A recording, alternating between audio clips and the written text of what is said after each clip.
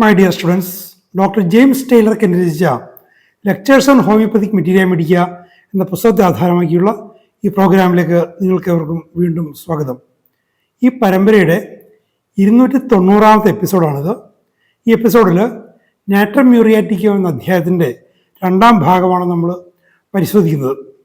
ഈ ഭാഗത്ത് നാട്രമ്യൂർ പേഷ്യൻറ്റിൻ്റെ, വിശേഷിച്ചും സ്ത്രീകളുടെ വളരെ സവിശേഷമായ, അവരെ വല്ലാതെ കുഴപ്പത്തിലാക്കുന്ന ഒരു മാനസികാവസ്ഥയെക്കുറിച്ചൊക്കെ എൻ്റെ വിശദീകരിക്കുന്നുണ്ട്. അതുപോലെ കുട്ടികളിൽ വാർദ്ധക്യത്തിൻ്റെ ലക്ഷണങ്ങൾ കാണുന്നൊരവസ്ഥ നമ്മൾ നേരത്തെ കണ്ടത് തന്നെയാണ് അതിൻ്റെ ഒരു വിശദീകരണം.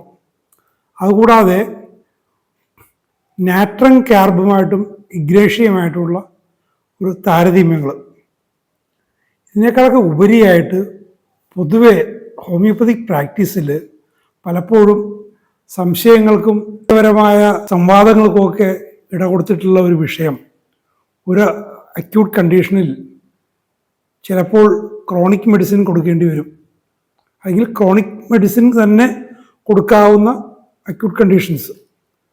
അങ്ങനത്തെ ഒരു സാഹചര്യം അതിൽ അറ്റ്ലീസ്റ്റ് നാട്രം മ്യൂറിൻ്റെയെങ്കിലും കാര്യത്തിൽ പ്രസക്തമായ ഒരു മാർഗനിർദ്ദേശം എൻ്റെ ഇവിടെ തരുന്നുണ്ട്.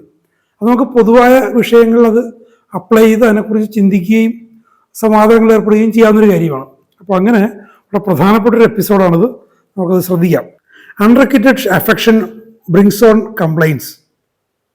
അൺറെക്വിറ്റഡ് റിലേഷൻ എന്ന് വെച്ചാൽ ഏകപക്ഷീയമായ പ്രണയം, മറ്റേയാൾക്ക് തന്നോട് പ്രണയമുണ്ടോ ഇല്ലയോ എന്ന് ചിന്തിക്കാതെ ഏകപക്ഷീയമായ വൺ സൈഡഡ് ലവ് എന്നൊക്കെ സാധാരണ ഭാഷയിൽ പറയുന്ന അവസ്ഥ. അതിൻ്റെ തന്നെ ഒരു വിശദീകരണം വരുന്നുണ്ട്. ഒരു സവിശേഷ സാഹചര്യത്തിലാണ്. She is unable to control her affections and falls in love with a married man. അത് വിവാഹിതനായൊരു പുരുഷനുമായിട്ട് ആണ് പ്രണയത്തിൽ വീഴുന്നത്. അപ്പോൾ മണ്ടത്തരമാണ്, അവിവേകമാണ്, വലിയ പ്രശ്നങ്ങളിലേക്കും കുഴപ്പങ്ങളിലേക്കും എത്തിപ്പെടും എന്നറിയാമായിരുന്നിട്ടും ഒരു ബോധപൂർവം അതിലേക്ക് ചെന്നപ്പെടും. ഒരിക്കലും കുറച്ച് ഹോമിയോപ്പതി സ്റ്റുഡൻസുമായിട്ട്, എൻ്റെ സുഹൃത്തുക്കളും കൂടിയുള്ള ഒരു സംഘമായിട്ട് ഈ ഹോമിയോപ്പതിയുടെ കാര്യങ്ങൾ സംസാരിച്ചു വന്നപ്പോൾ, വളരെ വർഷങ്ങൾക്ക് മുമ്പാണ്, 88 89 ആണ്,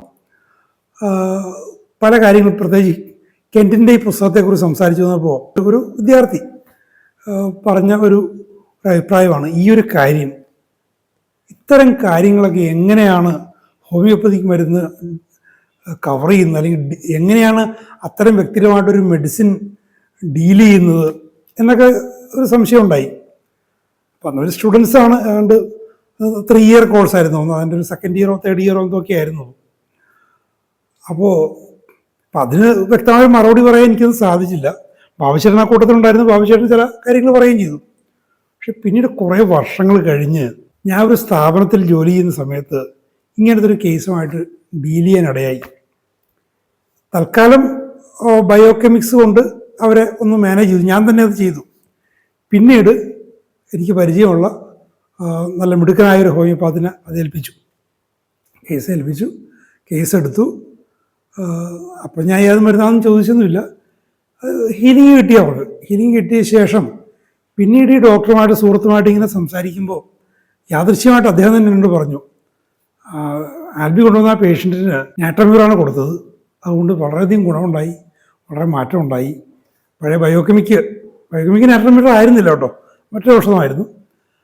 അത് ചെയ്ത പണി ഇത് പൂർത്തിയാക്കിയിട്ടുണ്ട് കേട്ടോ എന്നോട് ഇങ്ങോട്ട് പറയുകയും ചെയ്തു. എനിക്ക് വളരെയധികം സന്തോഷം തോന്നി. ഞാൻ പിന്നീട് പഴയ സുഹൃത്ത്, അദ്ദേഹമായിട്ട് എനിക്ക് ബന്ധമില്ലായിരുന്നു, സ്റ്റുഡൻറ്റ്, ആളുടെ നമ്പർ ഞാൻ തേടി പിടിച്ചെടുത്തിട്ട് ഞാൻ വിളിച്ചിട്ട് ഇപ്പോൾ ട്രീറ്റ് ചെയ്ത ഡോക്ടറുടെ നമ്പറും കൊടുത്തു, പേരും പറഞ്ഞു കൊടുത്തു. അന്ന് 88ലോ 89ലോ ചോദിച്ച ആ സംശയത്തിനുള്ള മറുപടി, വ്യക്തമായിട്ടുള്ള മറുപടി ഇപ്പോൾ കിട്ടും, വേണമെങ്കിൽ വിളിച്ചു ചോദിച്ചോളൂ. എന്നോട് കാര്യങ്ങൾ ചോദിച്ചാൽ അത് പറഞ്ഞ് മനസ്സിലാക്കി കൊടുത്തു. അപ്പോഴേക്കും അദ്ദേഹം കുറേ കൂടിയൊക്കെ പ്രാക്ടീസൊക്കെ ആയിരുന്നു. എങ്കിൽ പോലും ഈ ഒരു സ്പെസിഫിക് ആയിട്ടൊരു കേസ്, ഒരു യുവതിക്ക്, അതും വിദ്യാസമ്പന്നയാണ്, അവർക്ക് ഒരു വിവാഹിതനായ ഒരു പുരുഷനുമായിട്ട് ഒരു അഫെക്ഷൻ തോന്നുന്നു. അവർക്ക് അതിനെക്കുറിച്ച് തന്നെ അവെയറാണ്. ഈ പറയുന്ന പോലെ ഞാൻ ഒരു മണ്ടത്തരമാണ് ചെയ്യുന്നതിന് അവെയറാണ്, എന്നിട്ട് പോലും ആ ഒരു പാഷനെ നിയന്ത്രിക്കാൻ പറ്റാത്തൊരവസ്ഥ. അത് മനസ്സിൻ്റെ ഒരു അബ്രേഷനാണ്, ആ ഒരു ക്രമരാഹിത്യം. അതിനെ ഡീൽ ചെയ്യാൻ മെൻ്റൽ ലെവലിൽ വർക്ക് ചെയ്യുന്ന പൊട്ടൻസിക്ക് ഇമ്മെറ്റീരിയലായിട്ടുള്ള ആ റെമഡിക്ക് സാധിക്കും. അപ്പോൾ ഇത്തരം കാര്യങ്ങളിലൊക്കെ വിദ്യാർത്ഥികളായാലും നിങ്ങൾക്കുമൊക്കെ സംശയങ്ങൾ തോന്നിക്കഴിഞ്ഞാൽ ഇതൊക്കെ വെറുതെ പറഞ്ഞു വെച്ചിരിക്കുന്ന കാര്യങ്ങളല്ല, കൃത്യമായിട്ട് നടപ്പുള്ള കാര്യങ്ങൾ തന്നെയാണ്. She knows that it is foolish but lies awake with her love for him. കുറച്ചുകൂടി സ്പെസിഫിക്കാൻ, ആ വിവാഹിതനുമായിട്ടുള്ള ആ പ്രണയത്തെ പ്രതി അതിനെക്കുറിച്ച് പര്യാലോചിച്ചുകൊണ്ട് ഉണർന്നിരിക്കും. ലൈസ് അവേക്ക്, ഉണർന്നിരിക്കും. ശരിക്കും അതൊരു ഒരു ഇൻസൈനായ ഒരു മനസ്സിൽ നിന്നും വരുന്ന ചിന്തകളും മറ്റുമൊക്കെയാണ് നമുക്ക് മനസ്സിലാക്കാൻ പറ്റും. ആ ഒരു ഇൻസാനിറ്റിയുടെ അവസ്ഥ, അല്ലെങ്കിൽ ഹിസ്റ്റീരിക്കലായ ഒരു അവസ്ഥ, അതിനെ മാറ്റി ക്രമത്തിലേക്കാക്കാൻ ഹോമിയോപ്പതി മരുന്നുകൾക്ക് സാധിക്കും. അതവിടെ സംഭവിക്കുകയും ചെയ്തു. തൻ്റെ മണ്ടത്തരത്തെക്കുറിച്ച് ആ പെണ്ണിന് അറിയാം. She knows that it is foolish but lies awake with love for him. She falls in love with a coachman. Coachman എന്ന് വെച്ചാൽ നമ്മൾ മലയാള സാധാരണ ഭാഷയിൽ കൂലിപ്പണിക്കാരൻ എന്നൊക്കെ പറയുന്ന തരത്തിലുള്ള, അതായത് വിദ്യാഭ്യാസപരമായിട്ടും സാമൂഹികപരമായിട്ടും വളരെ താഴ്ന്ന തരത്തിലുള്ള ഒരു വ്യക്തിയുമായിട്ട് അങ്ങനെയും ആകാം. ഒന്നുകിൽ വിവാഹിതൻ, അല്ലെങ്കിൽ ഇങ്ങനെ ഒരു സോഷ്യൽ മാച്ച് ഇല്ലാത്ത ഒരു ബന്ധം. She knows that she is unwise but cannot help it. താൻ കാണിക്കുന്ന മണ്ടത്തരമാണെന്ന് അവൾക്കറിയാം, പക്ഷേ സ്വയം നിയന്ത്രിക്കാൻ പറ്റുന്നില്ല. ആ സ്വയം നിയന്ത്രിക്കാൻ പറ്റാത്ത അവസ്ഥയെയാണ് നമ്മൾ ഹോമിയോപ്പതി ഔഷധങ്ങൾ കറക്റ്റ് ചെയ്യുന്നത്. അവരുടെ മെൻ്റൽ ലെവലിന്, അവരുടെ വില്ലിൻ്റെ മണ്ഡലത്തെ, അവരുടെ ഇച്ഛാശക്തിയുടെ പ്രശ്നമാണത്. വില്ലിൻ്റെ മണ്ഡലത്തെ റെക്ടിഫൈ ചെയ്തുകൊണ്ട് അവരുടെ പ്രശ്നത്തെ അത് പരിഹരിക്കും. In case of this kind natrum mur will turn her mind into order. അവളുടെ മനസ്സിനെ നാട്രമ്യൂർ ക്രമത്തിലാക്കും. ക്രമരഹിതമായ ഒരു മനസ്സിനെ, തെറ്റായ ചിന്തകളിലൂടെയുള്ള മനസ്സിനെ ക്രമരഹിതമാക്കും. And she will look back and wonder why she was so silly. പിന്നീട് ആ പെൺകുട്ടി തിരിഞ്ഞു നോക്കിയിട്ട് സ്വയം പറയും, ഞാൻ എത്രമാത്രം മണ്ടിയായിരുന്നു, എത്രത്തോളം നിസ്സാരമായിട്ടാണ് ഞാൻ കാര്യങ്ങൾ സമീപിച്ചത് എന്ന്. അപ്പോഴേക്കും മനസ്സ് ക്രമത്തിലായി, ശരിയായ രീതിയിൽ ചിന്തിക്കാനായി, വില്ല് കൂടുതൽ ശക്തമായി, ആത്മനിയന്ത്രണം കിട്ടി. This remedy belongs to hysterical girls. Hysterical ഗേൾസിന് പറ്റിയ ഔഷധമാണ് നാട്രമ്യൂർ. മറ്റൊരു രസകരമായൊരു സംഭവം കൂടി പെട്ടെന്ന് എനിക്ക് ഓർമ്മ വന്നതാണ്. ഞാൻ കഴിഞ്ഞ എപ്പിസോഡിൽ പറഞ്ഞൊരു കേസ്, ബാബുചേട്ടനത് കൊണ്ടുപോയൊരു കേസിൻ്റെ കാര്യം പറഞ്ഞു. ഒരു പെൺകുട്ടി മെൻസ്ട്രൽ കോളിക്കും ആയിട്ടാണ് പോയത്, എൻ്റെ സഹപ്രവർത്തക. ഒരു 2 വർഷമൊക്കെ കഴിഞ്ഞ് അവർ ആ സ്ഥാപനത്തിൽ നിന്ന് പോയ ശേഷമാണ് അന്നുണ്ടായിരുന്ന ചില പഴയ കാര്യങ്ങൾ ഉയർന്നു വരുന്നത്. ഞങ്ങളുടെ സ്ഥാപനമായിട്ട്, ഞങ്ങളുടെ മാധ്യമ സ്ഥാപനമായിട്ട് ബന്ധപ്പെട്ടിരുന്ന മറ്റൊരു ഏജൻസിയിലെ അതിൻ്റെ മാനേജർ എന്നോട് പറഞ്ഞു, ഈ പറഞ്ഞൊരവസ്ഥ. അന്ന് അവിവാഹിതയായിരുന്ന ആ കുട്ടി, അവൾക്കൊരു കാമുകനുണ്ടായിരുന്നു, അതെനിക്കറിയാം. അത് കൂടാതെ ഈ പറയുന്ന വിവാഹിതനായിട്ടുള്ള പ്രായമൊക്കെ അല്പം കൂടിയ ഒരാളുമായിട്ടും ഒരു അഫെയർ തുടങ്ങി വെച്ചിരുന്നു. ഈ ചികിത്സയുടെ കാര്യങ്ങളൊന്നും ഇദ്ദേഹത്തിന് അറിഞ്ഞിരുന്നില്ല. പക്ഷേ ഞാൻ ചോദിച്ചു, പിന്നീട് ആ ബന്ധത്തിന് എന്തായി? പിന്നീട് അങ്ങനെ ഒന്നും ഉണ്ടായിട്ടില്ല, പിന്നീട് വിളിക്കുകയോ അങ്ങനെയൊന്നും ഉണ്ടായിട്ടില്ല. ആ കേസിലും അങ്ങനത്തെ ഒരു ആസ്പെക്റ്റ് അതിലുണ്ടായിരുന്നു. In a mental state where ignatia temporarily benefits the symptoms but does not cure its chronic natrum mur should be given. ഇനി ഇഗ്നേഷ്യയുടെ കാര്യം, ഇത്തരം മാനസിക കുഴപ്പങ്ങളുണ്ടാകുന്ന സാധനം, അതിൽ ഇഗ്നേഷ്യ കൊടുത്തു. പക്ഷേ കേസ് ഡീപ്പാണ്, ഒരു അണ്ടർലൈയിങ് മാലഡി ഉണ്ട്. ഇഗ്നേഷ്യ ഒന്നുകിൽ ഹീൽ ചെയ്തില്ല, അല്ലെങ്കിൽ ടെമ്പററി ഹീലിംഗ് മാത്രമേ നടത്തിയുള്ളൂ. അങ്ങനെ വരുമ്പോൾ അതിൻ്റെ ക്രോണിക് ആയിട്ടുള്ള നാട്രമ്യൂർ കൊടുക്കണം. ഇനി അതിനോട് ചേർത്ത് പറയുന്നൊരു കാര്യമാണ് കൂടുതൽ ശ്രദ്ധിക്കാനുള്ളത്. It's as well to give natrum mur at once if there is an underlying constitution state too deep for ignatia. Ignatia കൊടുത്തിട്ട് അതുകൊണ്ട് ഗുണമുണ്ടായില്ല എന്ന് മനസ്സിലാക്കി പിന്നീട് നാട്രമ്യൂർ കൊടുക്കുന്നതിനേക്കാളും നല്ലത് ഈ പ്രശ്നത്തിൻ്റെ അടിയിൽ ഒരു ക്രോണിക് മയാസമുണ്ട്, ഒരു മാലഡി ഉണ്ട് എന്ന് പ്രാക്ടീഷണർക്ക്, ഫിസീഷ്യന് ബോധ്യമുണ്ടെങ്കിൽ ആ ഇഗ്നേഷ്യ കൊടുത്തൊരു പരീക്ഷണം നടത്തുന്നതിന് പകരം അതിൻ്റെ ഡീപ്പർ കോസിനെ കവർ ചെയ്യുന്ന നാട്രമ്യൂർ തന്നെ കൊടുക്കണം, അല്ലെ കൊടുക്കുന്നതാണ് നല്ലത്. അപ്പോൾ തന്നെ അറ്റ്വൺസ്, അപ്പോൾ തന്നെ കൊടുക്കുന്നതാണ് നല്ലത്. അപ്പോൾ ഈ ഒരു കാര്യം മറ്റ് കേസുകളിൽ ആപ്ലിക്കബിൾ ആണോ ഇല്ല എന്നുള്ളൊരു കാര്യത്തെക്കുറിച്ച് ഞാൻ പലരോടും സംസാരിച്ചിട്ടുണ്ട്. അപ്പോൾ അത് സാഹചര്യം അനുസരിച്ചാകാം. ബെലഡോണയും കൽക്കേറിയും, ഒരു അക്യൂട്ട് കണ്ടീഷനിൽ ബെലഡോണ കൊടുക്കണോ കൽക്കേറി കൊടുക്കണോ, ക്രോണിക് പ്രശ്നമുണ്ട്. അപ്പം അങ്ങനെയൊക്കെ വരുമ്പോൾ വല്ലാത്തൊരു അക്യൂട്ട് കണ്ടീഷനാണ്. അക്യൂട്ട് സ്റ്റേറ്റിനെ അതൊരു ക്രിട്ടിക്കൽ കണ്ടീഷനൊക്കെയാണ്, അതിനെ പെട്ടെന്ന് അഡ്രസ്സ് ചെയ്യണമെന്നുണ്ടെങ്കിൽ അക്യൂട്ട് തന്നെ കൊടുക്കണം. അല്ല, കുറച്ച് പഴകിയൊരു കേസ്, അതിന് അക്യൂട്ട് ആയിട്ടുള്ളൊരു മാനങ്ങളുമുണ്ട്. ഇപ്പോൾ പഴകിയൊരു തലവേദന പോലുള്ള പ്രശ്നങ്ങൾ, ഒരു അക്യൂട്ട് കണ്ടീഷനുണ്ട്, പക്ഷേ ഒരു ലൈഫ് ത്രെട്ടനിങ് കണ്ടീഷനൊന്നുമില്ല. അങ്ങനെയൊക്കെ വരുമ്പോൾ അവിടെ അതിൻ്റെ ഒരു ക്രോണിക്കാണ് ഇൻഡിക്കേറ്റ് ചെയ്യപ്പെടുന്നതിൽ, ഇപ്പോൾ ബെൽഡോണയും കൽക്കേറിയും പോലെ അങ്ങനെയൊക്കെ ആണെങ്കിൽ ക്രോണിക്ക് കൊടുക്കാം. ഒരു ഉടനടി ഒരു ഹീലിംഗ് വേണ്ടാത്തൊരു കേസുകളിലാണെങ്കിൽ. അപ്പോൾ ഇവിടെ അങ്ങനെയാണ് ഇഗ്നേഷ്യയും നാട്രമ്യൂറും. അപ്പോൾ ഏതൊക്കെ സാഹചര്യങ്ങളിൽ അങ്ങനെ അക്യൂട്ട് റെമഡിയെ ഒഴിവാക്കി നേരിട്ട് ക്രോണിക്കിലേക്ക് പോകാമെന്നുള്ളത് സാഹചര്യവും സന്ദർഭവും ഒക്കെ അനുസരിച്ച് നിങ്ങളുടെ ഒരു വിവേചന ശക്തി ഉപയോഗിച്ചുകൊണ്ട് അത് തീരുമാനിച്ച് ചെയ്യേണ്ട ഒരു കാര്യമാണ്. aversion to bread, to fats and rich things. റൊട്ടിയോട് മടുപ്പ്, കൊഴുപ്പിനോട് മടുപ്പ്, വളരെ റിച്ചായിട്ടുള്ള പ്രോട്ടീൻ റിച്ചായിട്ടുള്ള അല്ലെങ്കിൽ ഫാറ്റി ആയിട്ടുള്ള ഭക്ഷ്യവസ്തുക്കളോട് ഒരു മടുപ്പ്. അത് ആ ഒരു മടുപ്പ് ആ വ്യക്തിയുടെ ശരീരഘടനയിൽ നമുക്ക് കാണുകയും ചെയ്യാം. The natrum mur patient is greatly disturbed by excitement. ഉത്തേജനം ഉണ്ടായിക്കഴിഞ്ഞാൽ, ഒരു മാനസികമായ ഉത്തേജനം ഉണ്ടാകുന്ന സാഹചര്യം ഉണ്ടായിക്കഴിഞ്ഞാൽ അതൊരു വല്ലാതെ കുഴപ്പത്തിലാവും. നാട്രമ്യൂർ പേഷ്യൻ്റ് ഈസ് എക്സ്ട്രീംലി ഇമോഷണൽ. വല്ലാതെ വൈകാരിക സ്വഭാവമുള്ളവരാണ്. ഈ നേരത്തെ പറഞ്ഞ കേസിൽ, ആദ്യം പറഞ്ഞ പഴയ കേസിൽ അങ്ങനെ അത്ര വലിയ വൈകാരികതയുള്ളൊരു പെൺകുട്ടി ആയിരുന്നില്ല. കുറേ കൂടിയൊക്കെ പക്വത കാണിച്ചിരുന്നതാണ് പൊതുവെ, പൊതുമണ്ഡലത്തിൽ ജോലിയുടെ തലത്തിലൊക്കെ പക്വത കാണിച്ചിരുന്നത്. പക്ഷേ രണ്ടാമത് പറഞ്ഞ കേസ് അത് ഒരു തരത്തിലും യാതൊരുവിധ പക്വതയുമില്ലാതെ എല്ലാവരുടെയും കൂടെ ഹോസ്റ്റലിൽ താമസിക്കുന്നവരുടെയും സഹപ്രവർത്തകരുടെയും ഒക്കെ വിമർശനം നേരിട്ടിരുന്നൊരു വ്യക്തിയായിരുന്നു. ഒട്ടും ഈ പറഞ്ഞൊരു എക്സൈറ്റ്മെൻറ്റ് കൊണ്ട് എന്തൊക്കെയാണ് കാണിച്ചു കൂട്ടുന്നതെന്ന് നമുക്ക് അറിയില്ല. ടിപ്പിക്കൽ നാട്രമ്യൂർ പറഞ്ഞ case. The whole nervous economy is in a state of fret and irritation. മൊത്തം നാഡീ വ്യവസ്ഥ ആകെ കുഴഞ്ഞു പറഞ്ഞ് കിടക്കുകയാണ്, ആകെ ഇറിറ്റേഷനാണ്, അസ്വസ്ഥയാണ്.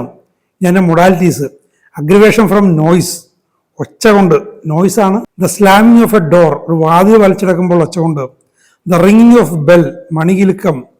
The firing of a pistol, വെടി, ഇതൊക്കെ ഉണ്ട്.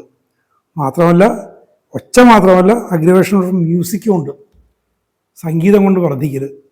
നമ്മൾ നേരത്തെയുള്ള ഔഷധമായിട്ട് നമ്മൾ നാട്രമ്യൂറിലേക്ക് വന്നത് ഈ ഒരു കാര്യം കൊണ്ടാണ്, സംഗീതം കൊണ്ട് വർദ്ധിക്കുന്നൊരവസ്ഥ.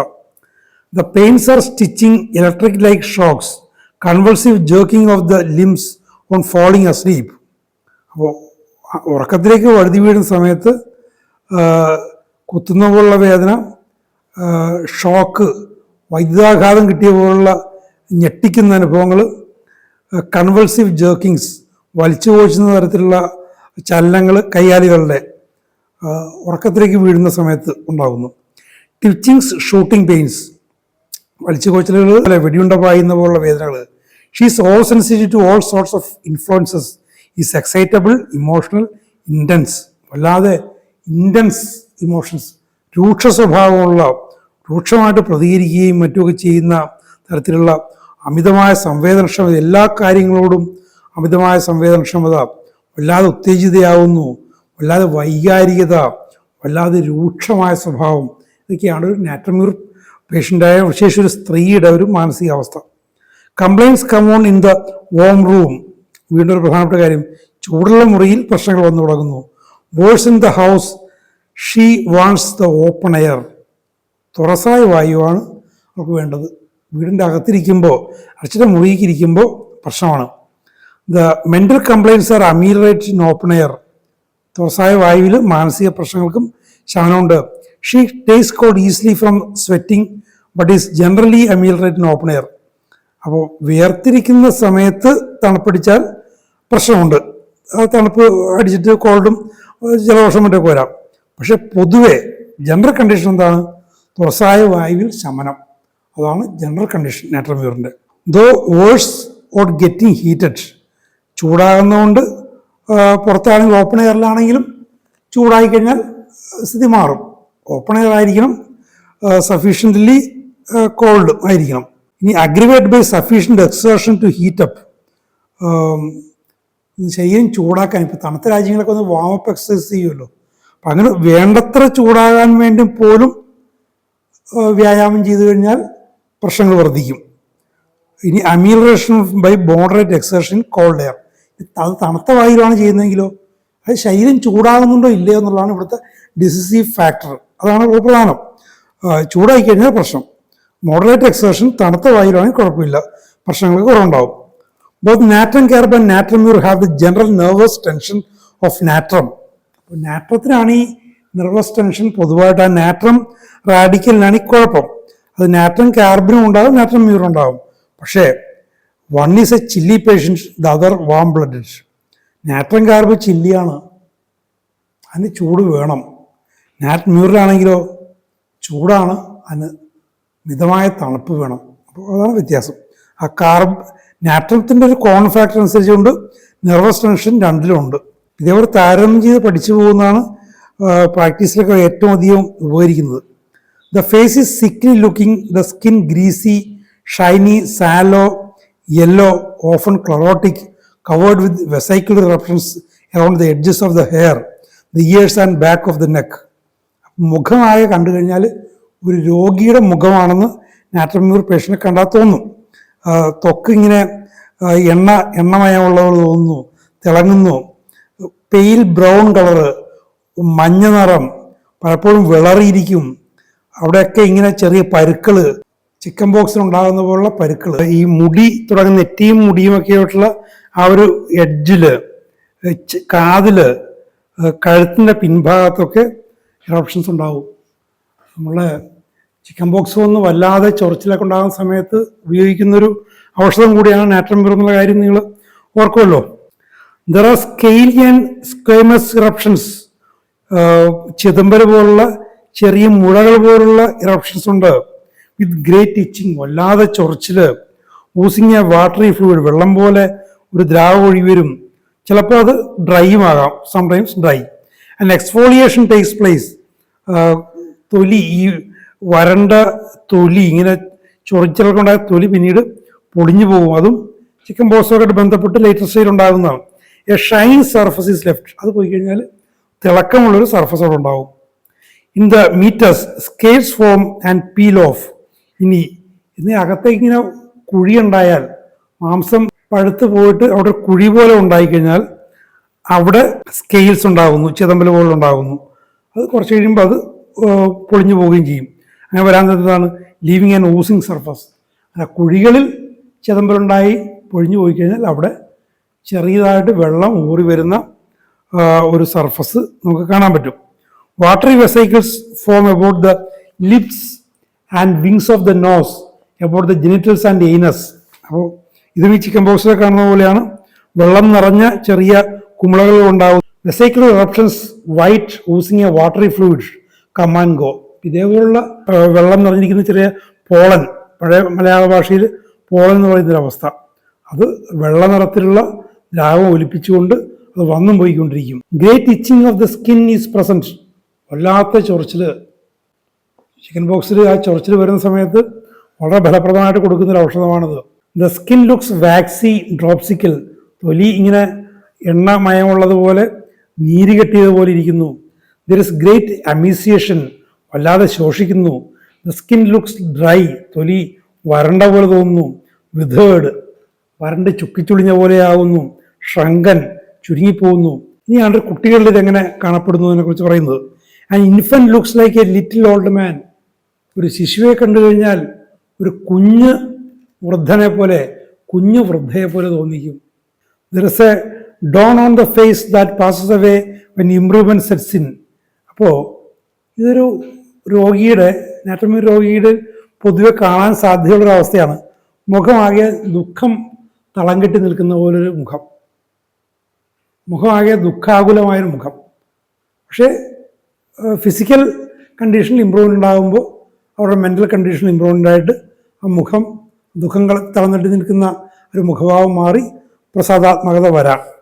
അമീസിയേഷൻ takes place from above downwards. നമ്മൾ നേരത്തെ ഔഷധം കിട്ടുമ്പോൾ താഴേന്ന് മേലേക്ക് ശോഷിക്കുന്നു, ഇവിടെ മുകളിൽ നിന്ന് താഴേക്ക് ശോഷിച്ചു വരുന്നു. The collar bones become prominent, ഈ തോളലുകൾ ഇങ്ങനെ എല്ലുന്തിയ ഒരവസ്ഥ എന്ന് പറയില്ലേ. And the neck looks scrawny, കഴുത്ത് കണ്ടു കഴിഞ്ഞാൽ വിരൂപമായ കഴുത്താണ്. നാട്രമ്യൂറിനൊക്കെ തിരിച്ചറിയാൻ പറ്റുന്ന നല്ല ഒരു സൂചനയാണിത്. ഞാൻ നേരത്തെ പറഞ്ഞ ഈ 2 പേഷ്യൻസിനും കഴുത്ത് ശോഷിച്ചതായിരുന്നു. ശോഷിച്ചതുമാകാം, അല്ലാതെ വിരൂപവുമാകാം. ഒരു താടയൊക്കെ വന്നിട്ട് അങ്ങനെയും വരാം. പൊതുവെ ശോഷിച്ച് വിരൂപമായൊരവസ്ഥ, അതാണ് നാട്രമ്യൂറിൻ്റെ ഒരു കഴുത്തിൻ്റെ ഒരു ഒറ്റ നോട്ടത്തിൽ നമ്മൾ കാണുന്നൊരു സാഹചര്യമാണത്. ഇവിടെ hips and lower limbs remain plumb and round.